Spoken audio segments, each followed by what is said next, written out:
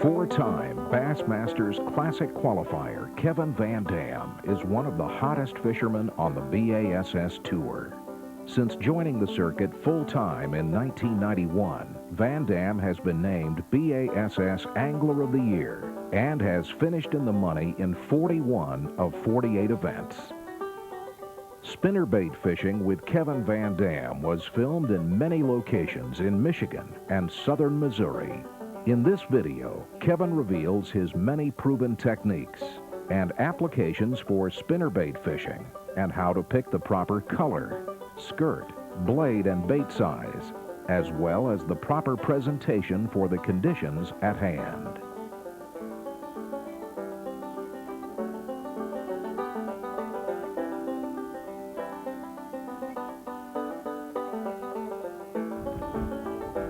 Parallel on that bank. Spinnerbait fishing is one of my favorite things to do. You just can't beat that when you're winding your spinnerbait by some grass or by a log and have one just reach out. This one really got it deep. Reach out and suck it in like that. And that's what we're going to do in this video. We're going to throw nothing but spinnerbaits, and I'm going to try to teach you some of the finer points, some of the things that I do that help me catch fish, and a lot of the little things that really make a difference in your spinnerbait fishing. Whenever you come to an object like that log right there in the water, most people, when they get a spinnerbait going by it, they just get it close to it like that. I always try to bump my spinnerbait against any object that I can in the water, whether it be the blades of grass that are out there or a log like that. You want it to bounce off it just like that. That little flickering of the blades is what triggers strikes. That deflection. It signals. If a bait fish was to swim by there and bounce against that to a bass, that would signify a weakness to him, and that's the type of fish that he wants to go after. If a shad does that, that's the one the bass is going to eat.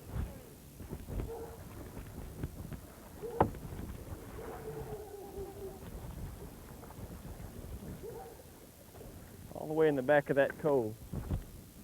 This is a real good place to catch a bass, especially with a spinnerbait. I like to parallel these banks, but you can see it's dug out here. They put a little boat ramp in with some rock, and it's freshly made, and there's a lot of sand here. And whenever you got a sand edge, like you can't really see the underwater grass, but whenever you got a sand edge where it meets grass, throwing a spinnerbait parallel down that is a good way to catch a fish, just like we did there.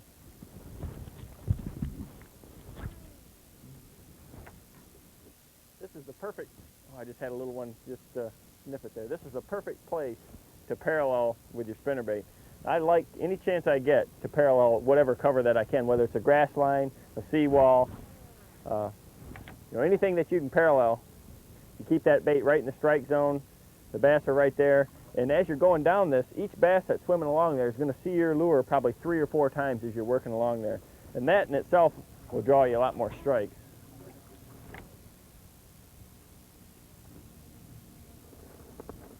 Oh, I missed him again. Right there, Dave. Oh, he hit it again.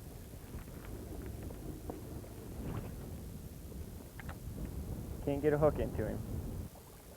Got him. Just out from that wall. Well, that's a different fish than hit at it the first time. That's one of the things in spinnerbait fishing.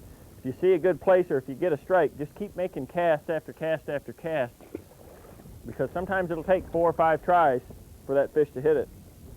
I had 5 strikes out of this one little spot right there before I finally caught that fish. But I'd have to make 4 or 5 casts to get a strike. So just keep throwing in there. If you see a real bassy spot, throw 3 or 4 times before you move on. A lot of times that's the way I'll catch the very biggest bass of the day.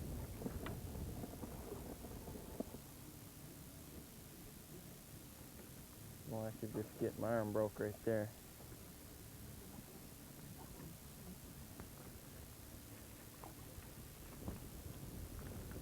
Throw back in there. Usually you throw back in.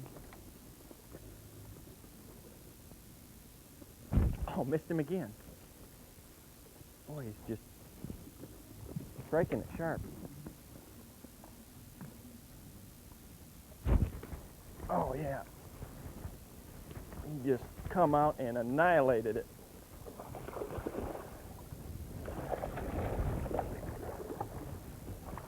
One of the key things in my bass fishing is the use of good polarized sunglasses. Just like that fish right there, I'm just paralleling down this, oh, he got it deep. I'm just paralleling down this wall.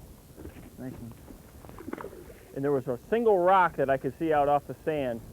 And I just threw my spinnerbait by that and just bulged it underneath the surface, and he just came out and just about took the rod out of my hand. Always look for those isolated objects that the other fishermen are going to miss. You know, that stump out off the bank, that rock, a little clump of grass, anything that's even a little different. If I see a little difference in the bottom color, you know, a little light spot, a little dark spot, that's where I'm going to throw my bait at. One of the things I always try to do in my spinnerbait fishing is run the boat kind of quartering or parallel down any type of structure that I'm fishing, just like this bank right here, because it keeps the lure in the strike zone a lot farther. If I was sitting way back off the bank and throwing directly at it like this, my bait gets 10 feet off the bank and the bass isn't going to hit it anymore. When I'm throwing down the bank like this, 3/4 of my cast is right where the bass is actually living at, or in what I feel is the strike zone. And again, each time you make a cast, if there's a bass swimming there, he's probably going to get to see 2 or 3 different casts, so he's going to get 2 or 3 opportunities to strike your lure. And it definitely increases the amount of fish you're going to catch. Boy, it's windy today.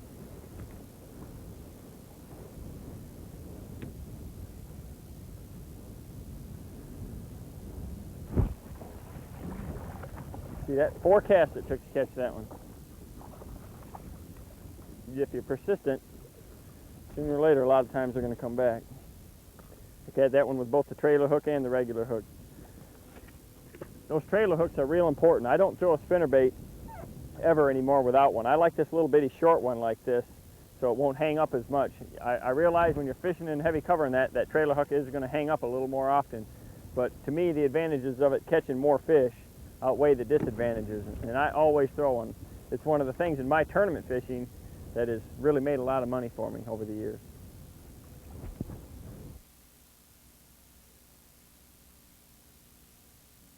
When I'm fishing spinnerbaits, I always use a trailer hook, and a lot of people don't know the proper way to put one on. The key thing to remember is that when you put your trailer hook on first and then put the little keeper on second, because what will happen is that trailer hook, no matter what your bait is doing out there, if you're letting the bait drop, it's always going to be following right behind the hook. And that's what you want, because if a fish strikes it short, he's going to strike the end of the skirt. And make sure that trailer hook is hanging right out the back, just like that. Always free swinging, and you're going to catch that fish.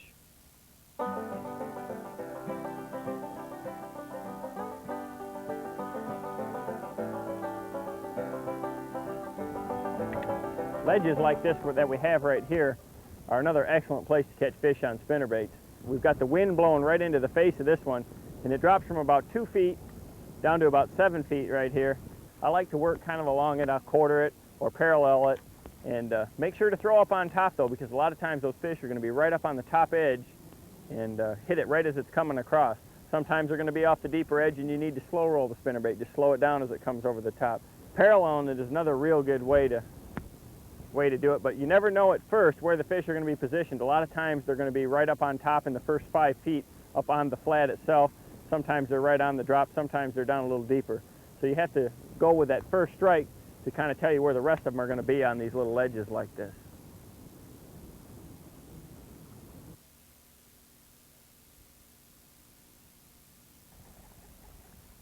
Got him. Schooling fish. You always got to keep your eyes open while you're out there fishing, because you never know when you're going to get an opportunity like that. A whole bunch of bass just come up. They're still busting out here, breaking on the other side of the boat. Well, he just bent my spinnerbait up. It's a nice little fish. Got him on the trailer hook though. A lot of people don't know how to properly tune a spinnerbait, and after you catch a couple of fish like that, your spinnerbait's going to get bent up. This one, it's widened out, and the way to tune it is to make sure that the top wire, the bottom wire, and the hook all align, and you just kind of twist it back and forth, and that'll make sure that it runs straight. You don't want your spinnerbait running to one side or the other at all. The other thing you have to do is you have to know how far to open or close your spinnerbait. Like this one right now is real open, and that'll make your spinnerbait go slower, it'll pull harder, and if you try to wind it fast, it's going to roll over. If you close it down, like today I'm burning a spinnerbait, I'm fishing it in clear water and I'm fishing it real fast, I want to roll it real tight together like this, and that'll make it go a lot faster. So open it up if you want it to go slower, close it if you want it to go faster. I'm gonna throw back out here and get me a schooling fish a second. They're just breaking and I can't stand it anymore. Oh, I missed him.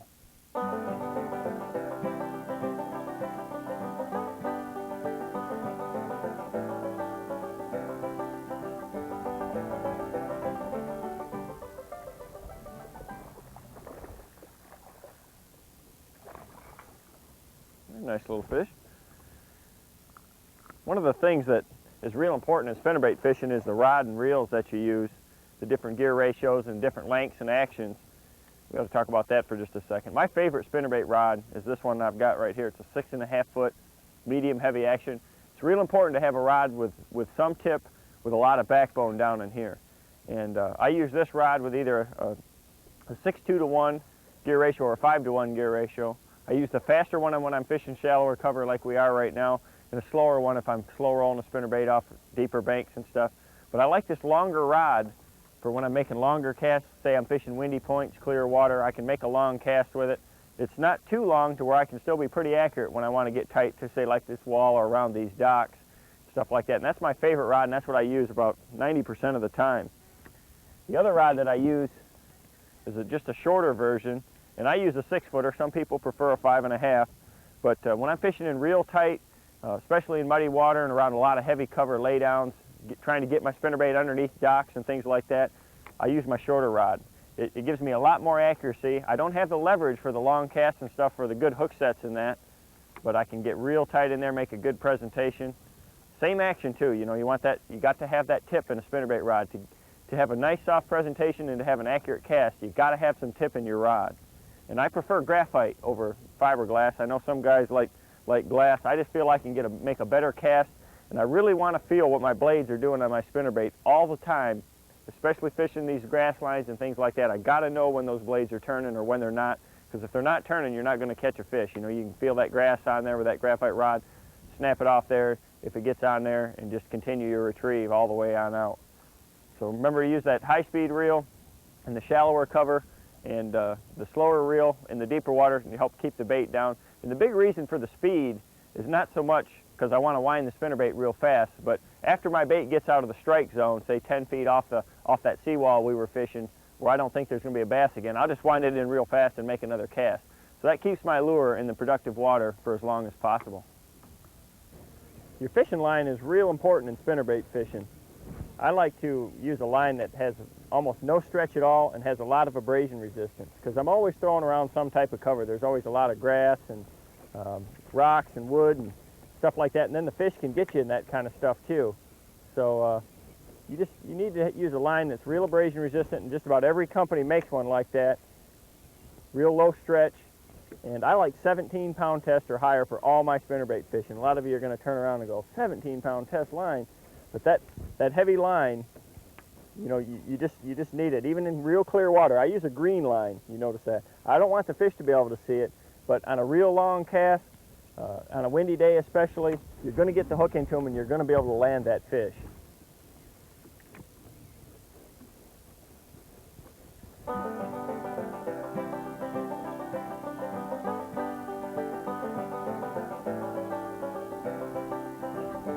Underneath that boat there. Boats and boat docks are one of my favorite places to throw spinnerbait. I just like to get as close as I can. I use a little underhand roll cast and get as close as I can to the shade of those boats, especially on a real bright day like this. They tend to hold a lot more on the boats themselves instead of on the pilings. Now, if it was real cloudy and stuff in here, the fish would tend to relate to the structure that's under the water instead of the boat that's floating. There he is. Right out from underneath that dock. Good little fish. Docks are one of probably the most underrated spinnerbait waters to fish. And the key thing in fishing docks is, one thing is choosing the right docks. I like docks like this with real big pilings and a lot of shade like that, and hopefully as low as to the water as possible. And the lower they are, the better, because it makes it harder for other fishermen to get their baits underneath there. And that's where, you know, a good underhand roll cast will catch you a lot of fish on docks. What I like to do is just cast my spinnerbait out there, get it underneath the dock, and I just go all the way around the dock and throw from all different angles and try to hit every piling with your spinnerbait. And that's real important to make sure your bait, actually the blades bump against that piling as it's going by. And try to get the bait way back underneath there, because the bass under docks haven't seen many spinnerbaits. Good fish too. Good fish, right off that floating dock. Nice Kentucky. Nice Kentucky. Floating docks are one of my favorite spinnerbait structures. I like to get in nice and tight, and I use my, that's a good solid fish. Good solid fish. I like to get in nice and tight and use my short rod. Real heavy line around docks. There's a lot of cover, a lot of things for the fish to get you into. So I use 20-pound line, a 6-foot rod, and a good short rod will make it a lot more accurate for you. Get in good and close so it'll be easier to cast. And a small profile spinnerbait is important to me. I like because most of the bait fish around a dock are small, and you'll get more strikes on it. And get it nice and tight like this, and use these little underhand roll casts, and I like to set the bait in there real quietly and run it just underneath that foam, or underneath the pontoons of a boat, or underneath those floats. The key thing is make sure your spinnerbait is down deep enough in the water that it's below whatever structure is that you're throwing at on the dock. The clearer the water, the better too. But just get in nice and close with a nice underhand roll cast, good presentation, and run that spinnerbait right along all the foam, the pontoons, the boat lifts, the boats, whatever you can. Spinnerbaits are great for this because the fish are suspended and you're keeping your bait up in the top. You know, it gets it or something like that, you can swim along the top, but this does a much more efficient job.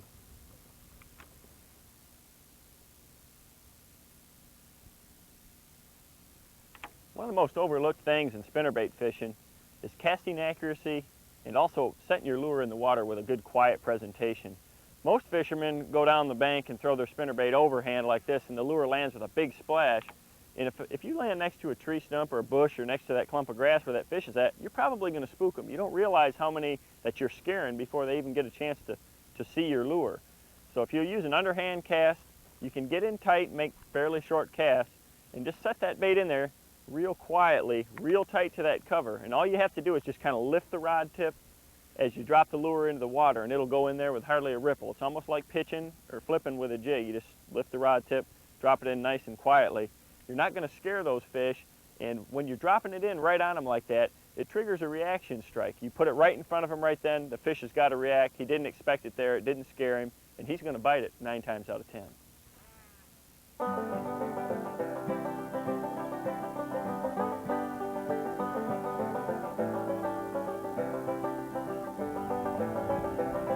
This is a good example for when you're trying to locate fish and cover water. Points are a really good place to catch bass, and here we have 3 different points. We've got a flat one here, a steeper one here, and another flat one with the junction of all these main little river channels coming into the main river right here.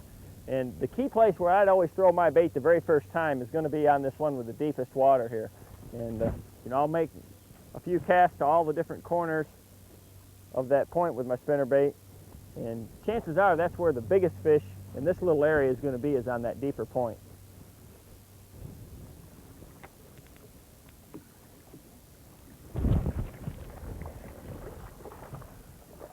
Right on that point, just a little guy.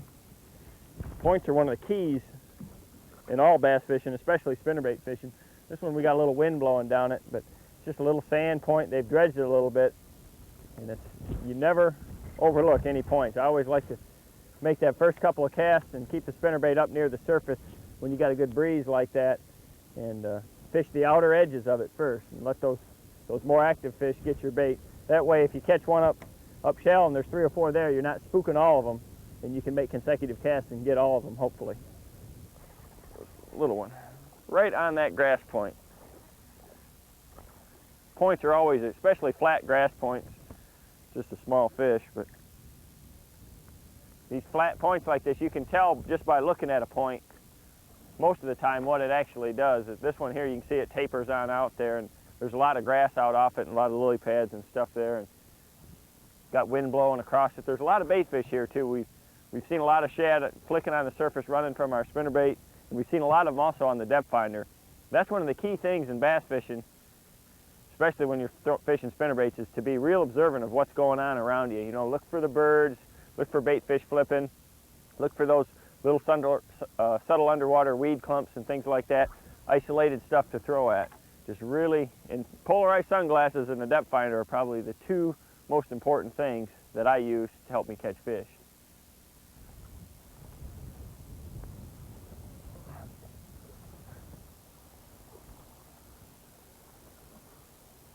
Not a real big one, but this is a great spot right here because it has a multitude of different types of structure available, and that's something that I always look for in not just spinnerbait fishing, but all my fishing, where you can get 2 or 3 different types of cover that converge. What we've got here is we've got a seawall with a lot of old wood, and it's on a point with a dock. So we've got a lot of different types of structure all in one spot.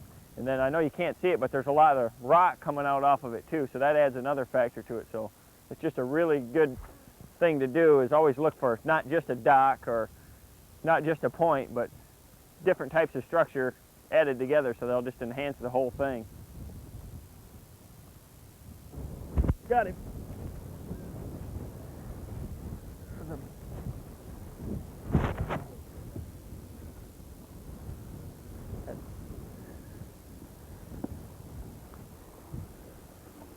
That smallie come up there and just knocked the fire out of that spinnerbait. Look at that. It's a good looking fish. What we're doing here is we're fishing a typical smallmouth pattern, and for this, or really largemouth or smallmouth. Real wind, we've got a causeway here, and it's right in the corner of it, and there's some rocks, scattered rock and weeds on this flat here, out in here, and I'm just taking a spinnerbait in this wind, a white one. There's a lot of shad here, and just basically burning it over the top of them, and that fish just come right off one of those rocks and just about ripped the rod out of my hand.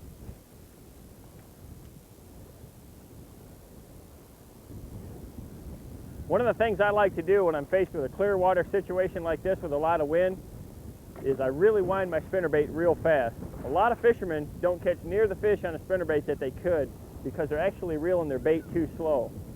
I got a 6-2-to-1 reel here and a 1/2 ounce spinnerbait, a double willow. Willow blade you can run a lot faster, and you just take it out of there, and I'm just running it as fast as I can to keep it underneath the water, going right through the tops of those waves. Just running it over anything that I can see in this clear water, either rocks or little weed patches.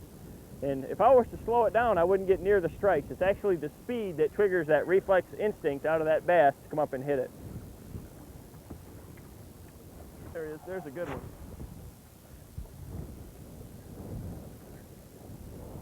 Good one. Woo! Hard to beat catching smallmouth on spinnerbaits. There's nothing that hits them any harder, especially a fish like that right there. This is a classic pattern right here for spinnerbaits. We've got a riprap causeway coming out here. We've got about a 25-mile-an-hour wind blowing right down the edge of it. That's a nice, fat, healthy one. Here we go. The wind's blowing right down it, and it's blowing bait fish, I'm sure, because there's a lot of gulls feeding here on the other side. That's the other thing, you always watch for those birds. But it's blowing right down it, and there's a mud line right there.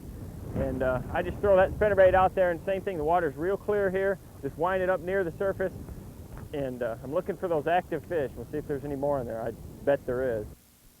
You know, I'm always looking for situations like this. The wind, cloud cover, current, things that are going to position the fish, let you know right where to make your cast. Trash.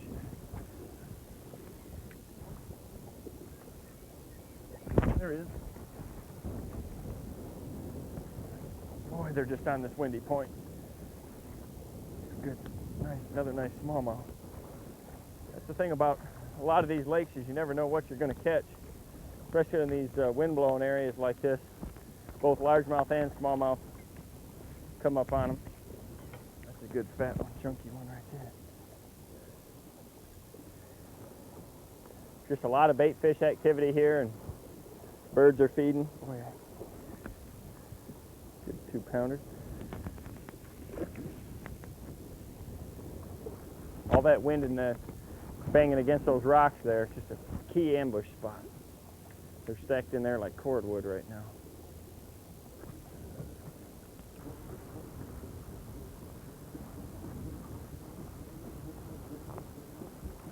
there he is.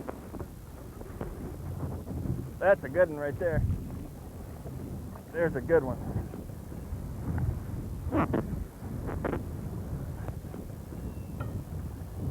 You can't beat it when the big smallmouths are on a windy point like this. You can just sit here and catch. Now that's a real nice one right there. It's about a 4-pound one. The wind is probably one of the #1 things, if not the #1 thing that I look for in spinnerbait fishing. We'll let him go and see if there's another good one in there. It positions the bait fish and it positions the fish to where it makes it real easy. And I'm not a guy that likes to work hard to catch them. I like to get the easy ones. Boy, he come just right up behind it and stuck that chartreuse spinnerbait right in.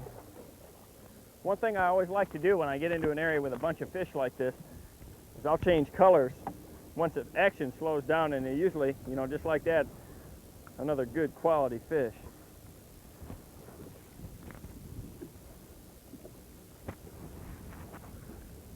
Always check your line after you catch a fish too. You know, you're always throwing around a lot of cover. Like right here, there's a lot of rocks and stuff, and I just always check my line after every time I catch one, or every time I run it through some brush or rock, or where I feel that my bait's bouncing against something.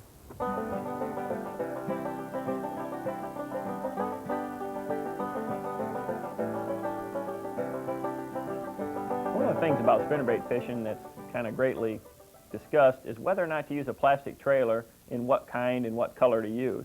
Now myself, I don't use plastic trailers that often. The only situation that I use one every time is in fishing muddy water. And when I'm doing that, it's usually I'm using a bright colored bait like this chartreuse, and I almost always use an action type tail like this curl tail here.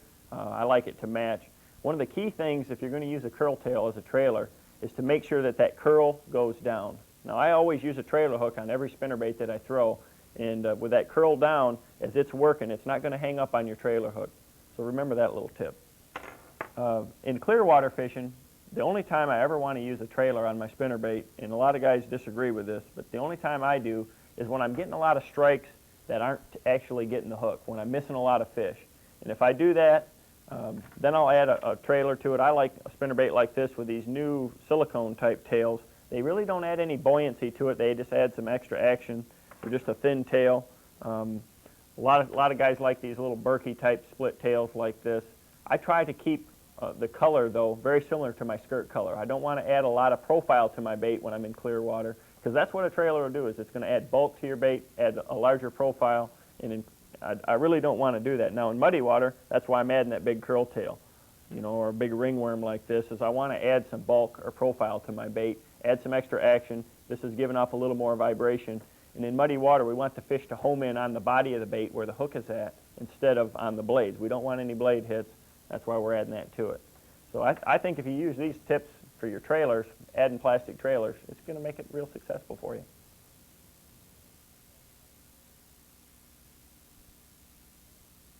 One thing that's come out in spinnerbait fishing recently is the use of rattles and also scent. And my philosophy on both of them is about the same. I don't know that a rattle necessarily helps my spinnerbait fishing if I get more strikes with it or not, and the same with scent. But I have seen it before where if I'm putting some bait fish scent on it, a fish will come up and hit my bait short, and they'll come back and hit it 2 or 3 times. So my philosophy on both of them is you might as well go ahead and try them and use them. I don't think that they can hurt your fishing.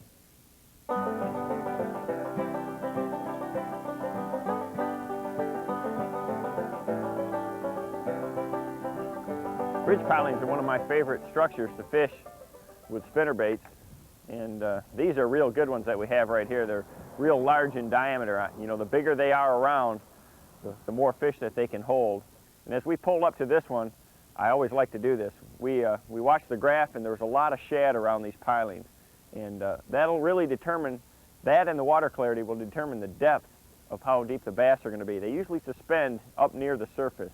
If it's real stained like this is right here, they're going to be in the top 5 feet. If it's a little clearer, they may be down 5 or 10 feet. Actually, they usually go right below the zone where you can't see your lure anymore. And I just like to slow roll my bait by the pilings and make sure that your lure actually hits the piling as it goes by. That's real important. And just wind it real slow, get it by there. I try to choose a bait that's about the size of the shad and for the depth. Like I've got a 3/8 ounce here, and that covers the top 5 feet real well. Yeah, I knew there'd be one in there sooner or later. Just slow rolling that spinnerbait around these bridge pilings.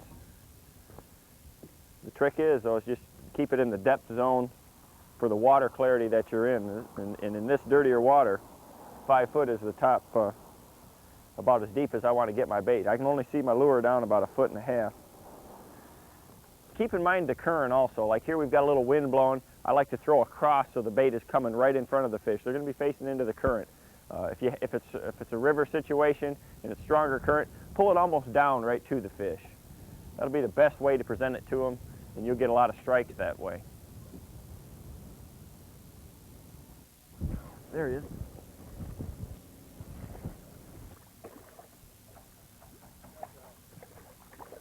Now he was only 1 foot down underneath that bridge piling there.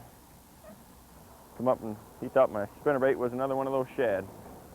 So shad are just really thick around here, and I'm just using a little spinnerbait and just slow rolling it right up near the surface around these bridge pilings, just kind of pulling it across the current. That's the key thing, is keep the bait coming across or with the current, so it's bringing it right in the front of the fish.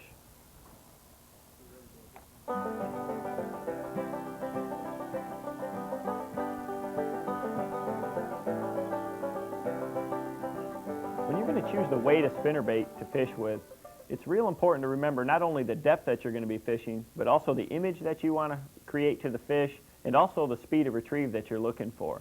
Because I can't say that use just a 3/8 ounce bait in 5 foot of water or less, and if you go to 10 foot of water, you want to go to a 1/2 ounce bait, or deep water, you want to use a 1 ounce bait. I use heavy baits in shallow water and light baits in deep water. It's just, again, the speed and the image. Like for instance, this bait right here is a real good clear water bait. It's a 3/4 ounce lure, and I put smaller blades on it, the same kind that normally come on a 1/2 ounce bait. It increases my speed. I can reel the bait real fast, and it'll still stay down and won't roll over. And I keep the same size image as my 1/2 ounce bait.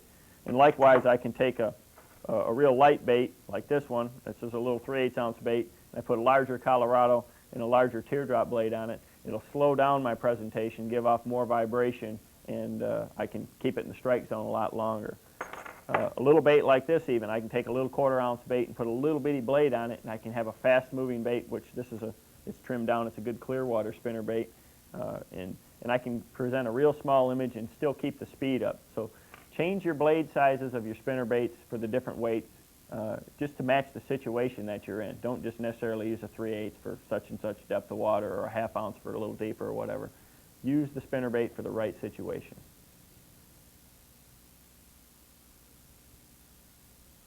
Color is another very important aspect in spinnerbait fishing.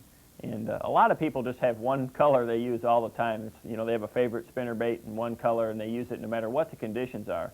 And one thing I try to do is match the color to fit the conditions. And again, it goes to that profile image thing, to where I want the fish to be able to see the lure, but not all that too well, and to where he's going to be spooked from it. So what I do is basically I break it down into clear and muddy water, and then either in bright and sunny conditions, or cloudy conditions.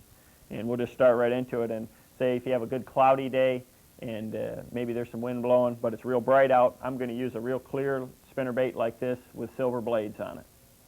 If it's a real clear water lake and it's real cloudy out, then I use a same type of spinnerbait, but I'm going to use white blades on it, usually a white skirt, white trailer, all the way around. It provides a good image to the fish, and it's a good clear water color. As far as the skirt colors, I'm very big into, in all my spinnerbaits, these new Mirage type skirts. And what they do is they actually change color. I don't know if you can see this or not, but they have a lot of metal flake in them, so they give off a lot of flash.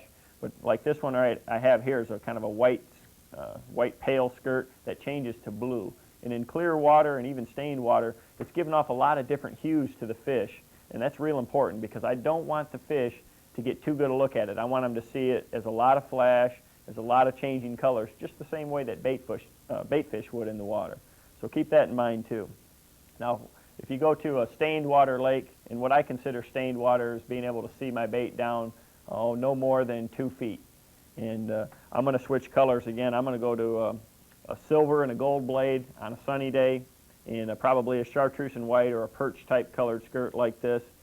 If it's cloudy out in that same condition, I'm going to go back again to my painted blades, and I like a white and chartreuse combination with the same type of skirt and a matching trailer, either white or chartreuse. If it's closer to muddy water, I usually use chartreuse. If it's a little cleaner, I go towards white. It's just real basic color combination. Now, if I get into muddy water, on a real sunny day, I go to chartreuse bait with gold blades on it. I think I get the most flash, and the fish can see it best with a gold type blade. Now, if it's cloudy out, I go to this chartreuse type blade. It works probably the very best for me. Or if it's just so muddy, like you can't even see your bait down an inch, then I'm definitely going to go to the chartreuse blade, no matter what the sky conditions are. I just feel that, especially with these metal flake on these blades, that it gives off the maximum amount of flash and profile for that muddy water situation.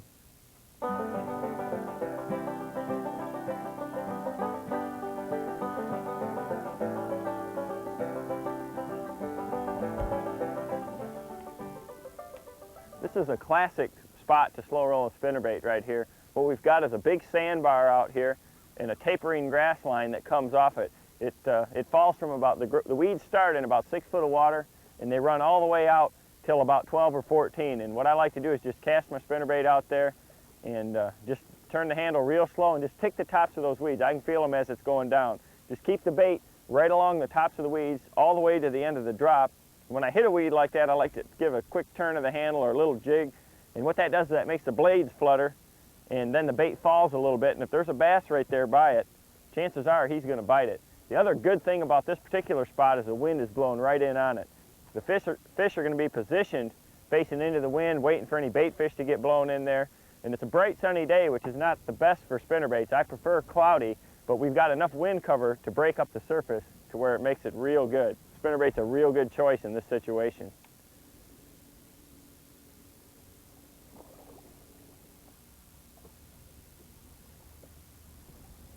Oh, there it is. Good one. Good fish. Oh boy, this is one of my favorite things to do, is fish for smallmouth up on these windy flats, or largemouth for that matter. Fishing these windy flats on a bright day like this, you use your polarized glasses and you just look for the isolated, that's a nice fish, you just look for the isolated clumps of structure out there. Like this one is pretty barren flat, and that's the ones I like to fish, is the ones that don't have a lot of cover on them. I just use my sunglasses and look out for, any logs or stumps or little clumps of grass, anything that stands out from the rest, anything that's a little darker or lighter, and just throw a spinnerbait out there. And I like a double willow because I can reel it a lot faster and keep it up and just wind it over the top of that stuff. And boy, if there's one there, they just come up and hit it. The key factor is the wind. It's blowing a lot of bait fish up on these flats, and those fish will just really run out and hit a spinnerbait. There's not a better lure you can use in this situation. Just really use my sunglasses, look for the isolated cover that's out there. Just power wind that spinnerbait almost as fast. There he is. Oh yeah.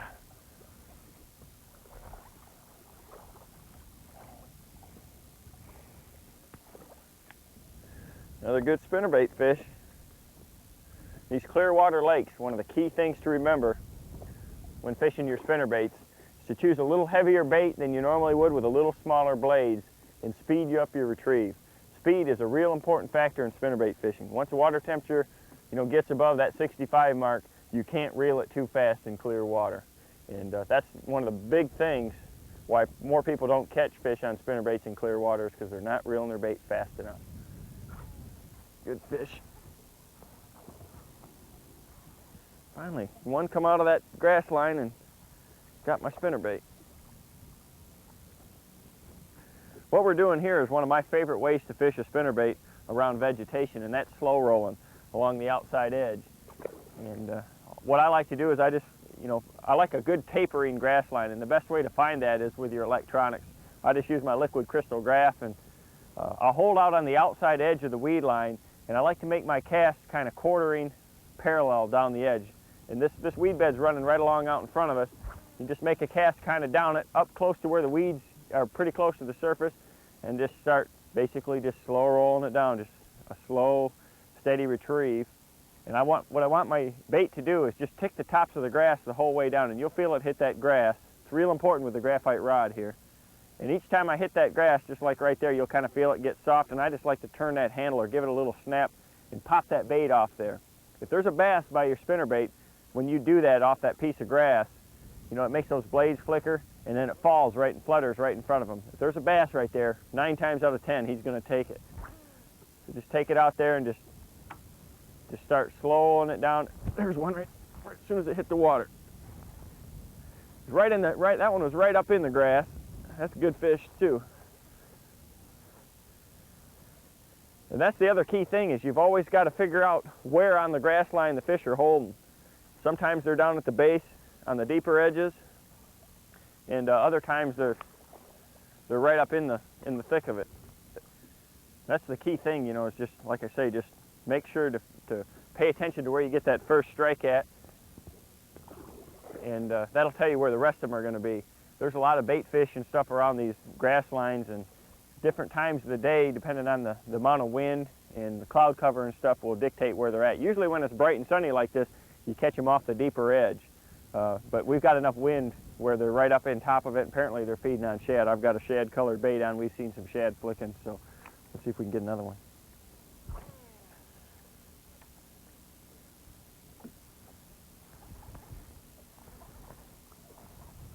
Yeah, nice one.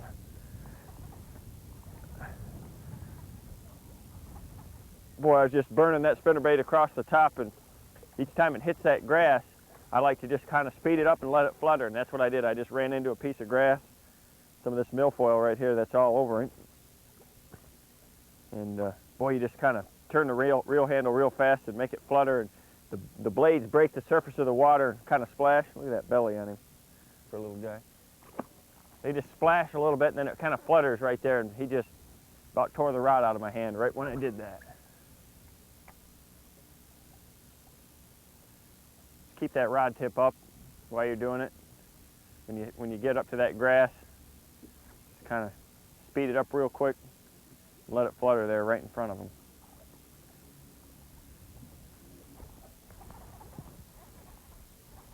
That ain't a bad one. It's right in the top of that grass bed.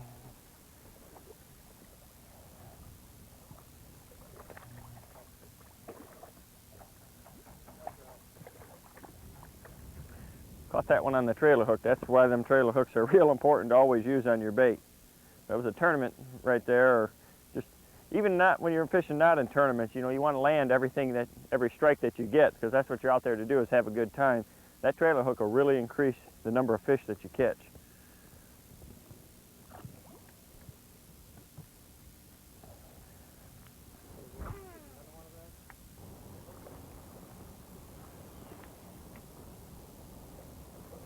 This is a classic area right here to catch fish on a spinnerbait. What we've got is an isolated little arrowhead grass point with just a lot of wind. We've got about a 25-mile-an-hour wind blowing in on it. And whenever you got a big area of, like this is a huge area of arrowhead pads here. Whenever you got a big area like that to fish and you don't know where to start, always start on those little points and the little guts. Throw your spinnerbait in all the little pockets and things, and if the wind is blowing on there, it's that much better. You know, it's hard to hold the boat and things like that, but you'll catch twice as many fish fishing the windy points and the windier sides than you will if you was fishing behind in a protected area. These fish are going to be active. You know, the wind is blowing a lot of bait fish in there. It's breaking up this sunshine, not allowing the light to penetrate, and boy, it just positions them right there for you, and the fish that are there should be active.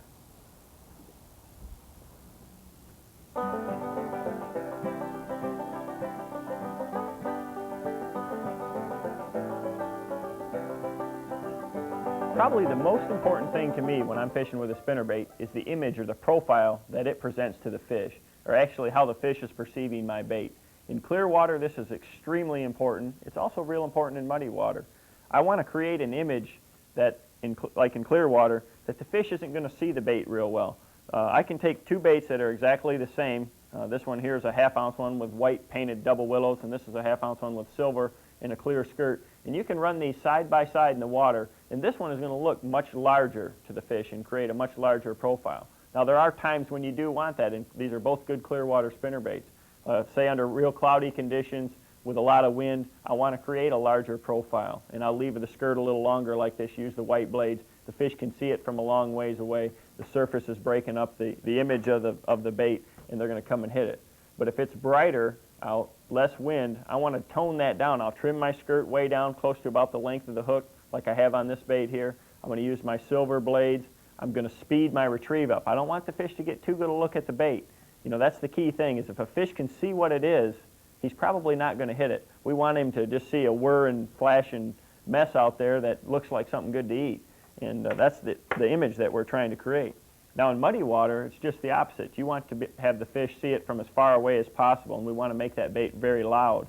And how we do that is we use real bright colors. Usually I use chartreuse in muddy water. I'm going to leave my skirt real long. I'll probably add a plastic trailer because that's going to increase the profile or the size of the bait. I'm going to change my blade style. Willow blades are probably the least obtrusive of, as far as image goes, and Colorado and Indiana, or these teardrop type blades, are probably going to be the most. They're going to give off a lot of vibration. They move slower through the water, displace more water, and they're going to, you know, give off the loudest presentation to the fish, and that's what we want in muddy water. So just keep these tips in mind. It's not only the size of your bait, but also your skirt color, how it's trimmed. You know, this creates a real small image, and there's times when we really want a real small bait trimmed real small like this. But just by changing your color of your blades, the style of your blades, you can have a much smaller image with the same size lure.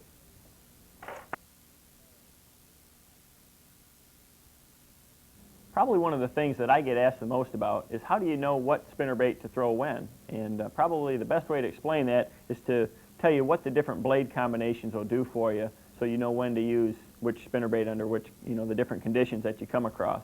Basically, there's three kind of blades that we need to talk about. And the first is the Colorado blade. It's probably the original blade in spinnerbaits. The second one that I am beginning to use a lot is this new teardrop type shaped blade. And the third is the old standby willow blade, which is probably the most popular and the most common used spinnerbait blade. Now to begin with, Colorado blades, they displace the most water and give off the most vibration. Now willow blades, they displace the least amount of water, give off the least amount of vibration, but they also give off probably the most flash. And this teardrop blade here, that gives off a lot of flash and gives off a lot of vibration. It kind of falls somewhere in the middle. Now when to use each one? Well, basically what I want to do is use the willow type blades in clear water situations to maybe stained water, because I want a faster moving bait then. I don't want the fish to get too good a look at my lure. They displace not much water. They're great in fishing vegetation. Usually when you're fishing grass, the water's a little clearer. They're more weedless. And you don't get a lot of vibration, and that's something I don't want in clear water. Now, if I get into a muddy water situation, I want to use a blade that gives off a lot of vibration to help the fish home in on the bait. I also want to use a bait that gives off a good amount of flash, and I also want a lot of displacement. And what that means by displacement is that it's going to slow my bait down. I want to keep my bait in the strike zone longer with a Colorado blade than, say, I would with a willow blade. So that's what I'll use. In muddy water, I'm going to use double Colorados. If it's just stained water somewhere in between, I'm going to use this new Indiana type blade. And if it's clear water, I'm going to use double willows. If it's maybe stained water, sometimes I'll use a willow blade in the rear with a Colorado blade in front. But it's all really the displacement, vibration, and the amount of flash that you want to get out of your bait. Another one of my favorite techniques for a spinnerbait that not a lot of people do is called yo-yoing a spinnerbait or jigging it. And basically it's for 2 times of the year, and I use 2 different spinnerbaits that are pretty similar. I use it a lot in the summer, and this is my summertime lure right here. I use anywhere from a 3/8 to about an ounce spinnerbait, and I put a single willow blade on it, and I want a pretty fast fall in the summer. The water's warm, the fish are more aggressive, and it's a drop type technique, so I want that single blade and it'll fall quite fast. I like a shad type color on it, and I always put a plastic trailer on it. Plastic trailer doesn't have a lot of buoyancy, and it'll give that fast fall and add some extra action to it. And I always have my trailer hook too. The key thing to remember though is keep that curl tail rigged down so it doesn't interfere with your trailer hook. And we just cast it out and jig it off of long points, humps, and things like that. And that's a great summertime technique and my summer lure. Now in the wintertime, which is the other time I like to yo-yo a spinnerbait, the spinnerbait's similar, but I like a big Colorado or Indiana blade on it. I'll use a little lighter bait. I almost always use a pork rind trailer. It has a lot of good action and it gives the bait good buoyancy. And I prefer one with a rattle on it for that time of year too. It makes a little extra noise, helps the fish home in on it, and it's a real slow, it's a good slow presentation.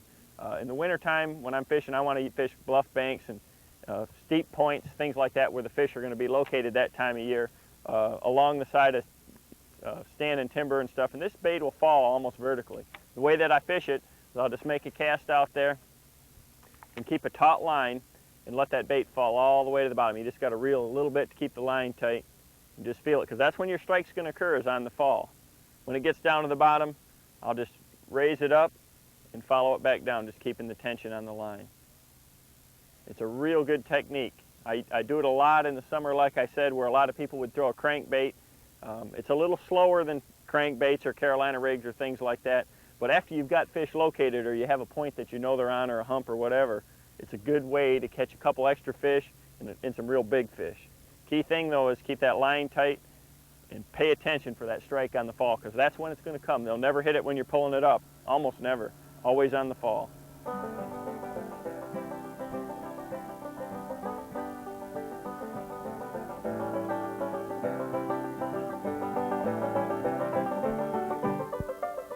Got one to bite. That's the key thing when you first go out, is trying to get that first strike and to remember what exactly was going on when you did it. Like here, we're just fishing some treetops and stuff, and I've tried a lot of different retrieves. I've tried just burning it by it. I've tried killing the bait as I get up to it, jigging it, and that time right there, I threw it up there by it and just kind of popped the rod tip real quick, and he come out and ate it. But I've thrown at a lot of trees with a lot of different retrieve speeds to try to get that first fish, and that's where a lot of people make a mistake, is they go and they catch the first one and they just keep it right on and going down the bank, and they really don't analyze the situation of how they got that first strike. So you need to be real aware of it. I like to even go over there, like I'm going to go over here by this tree and see how deep of water he was even in. I want to know how deep he was, how he took the bait, you know, if he took it real well, what exactly I was doing, just anything that I can find out, you know, the light conditions, and because that's going to help me down the road to catch my next fish and the next fish and the next fish. We'll see if we can do it. Good fish. Good fish. Right out of that top of that tree.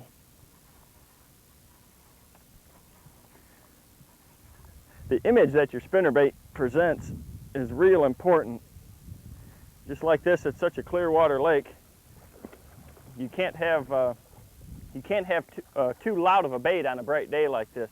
That image is real important. You can see this bait is a pretty big bait. It's a 1/2 ounce bait, but I've got real silver blades with some metal flake on them and a real translucent type skirt, so that the fish doesn't see it as a real huge bait, like for instance this white bait. Now, this is also a real good clear water spinnerbait, but I would use it on a cloudy day under more wind conditions, because it gives a much bigger image off, and the fish can see it from farther away. And on a day like that, that's the key thing, is to get the fish to see it from a long ways, because they'll come in this. I can see my bait down 10 feet if I let it drop, and they'll come that far to hit it. But on a day like this, when it's real bright, you want to not have too big image, you want to have a smaller image. And that's just what this one here, that's what he wanted. Let him go.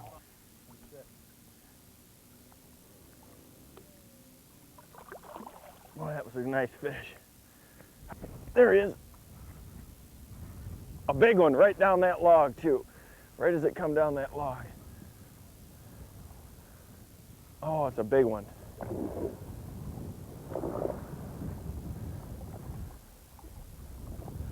I mean, a good one.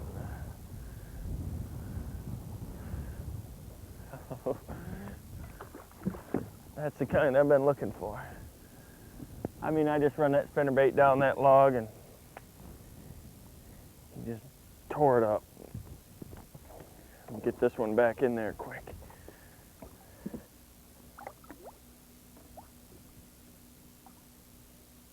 Boy, that was a good one right there. Boy, fishing logs with spinnerbaits is one of my favorite things to do, because you always got a good idea that there's going to be one there.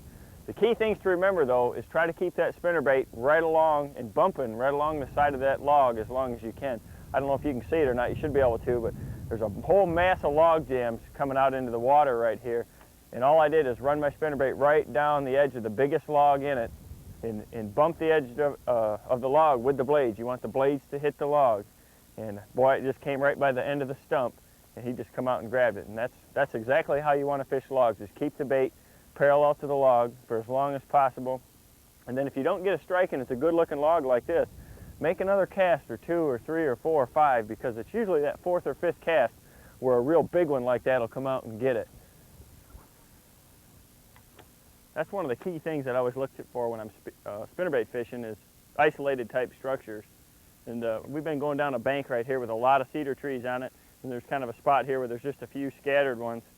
And that one was on one of the worst looking ones. It's just a small little tree. There's some much better, bigger ones for them to be around, but being isolated and away from everything else, that's where the fish was at. That's usually the first place that I like to throw if I've got a choice at a real big, thick clump or one isolated one that sticks out off the bank a little farther or maybe is in a little closer. That's the one I want to throw at, and that's usually where the fish is going to be. Good fish.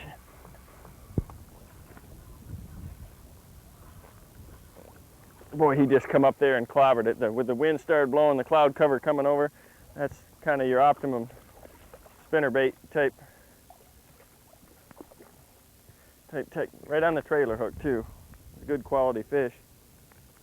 That's one of the things about spinnerbait fishing is, you know, the wind is really a big factor. It really helps you out a lot. It's just starting to change. We've got a big front blowing through, and that's when I'd put down any of the other type of lures that I'm fishing and get your spinnerbait out. This is the first spot I pulled up onto right here, and there's a lot of trees on it, and he was on the isolated on the outside edge on the trees there. But that's one of the key things that you need to do when you're spinnerbait fishing is when you come up to a spot like this, there's a whole stand of trees out here. And when you're in a lake, and it doesn't matter if it's grass or timber or whatever, that has a lot of the cover that's exactly the same. Just say it's everywhere. You don't know where to start. Forget that it's even there in your own mind. Look at your map and look at the land type structure first, the points, the drops, the creek channels, and then just use those trees or grass or whatever the cover may be to enhance the structure that's there. The structure being, you know, the shoreline features or the channel ledges, and then the trees or the grass being the cover. All that does is enhance the area that you're fishing. One good fish. Oh yeah, there's a bunch of them back here. Oh yeah. Boy, that's a good fish. The thing you need to remember about spinnerbaits is that you just don't go to the store, pick one off the shelf, take it to the lake, and just cast it out and wind it in. There's a lot of things you can do to refine not only your lure, but also your techniques that are going to catch you a lot more nice fish like this one. We'll let him go.